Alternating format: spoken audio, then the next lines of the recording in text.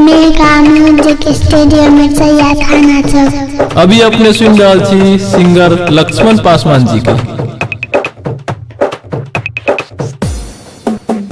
नहीं जाने कई गो चेंज तू कइले यार गे, नहीं जाने कई गो चेंज तू कइले यार गे, कि गजब सिंगार कले गे, कि गजब सिंगार कले गे, नीचा से लेकर ऊपर तक से बिहार गे, कि गजब सिंगार कले गे, कि गजब सिंगार कले गे।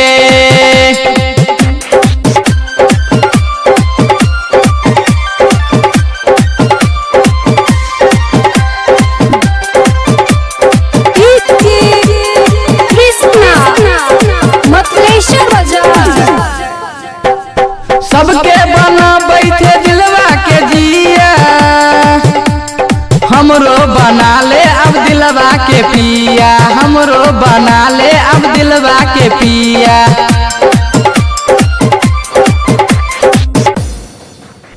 लक्ष्मण तो लक्ष्मण सब छोरो के दिलवा धर के, हाँ लक्ष्मण तो लक्ष्मण सब छोरो के दिलवा धर के, कि गजब सिंगार कले गे, कि गजब सिंगार कले गे।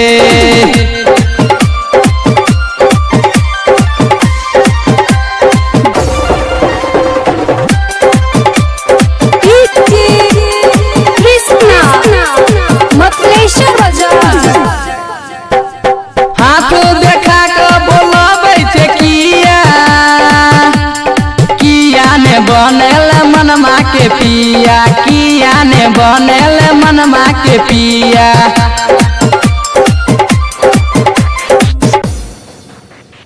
पिट जे तो तोहर घमंडी बला ई तना गे,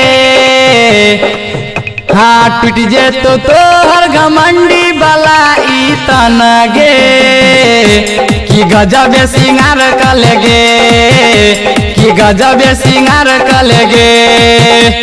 भारत परम दे तो हाथ के इशारा, घूमिए ने रानी तू आबू दोबारा, सलमान इरफान से बात तू करी है फोन से, कि गजब सिंगार कले गे।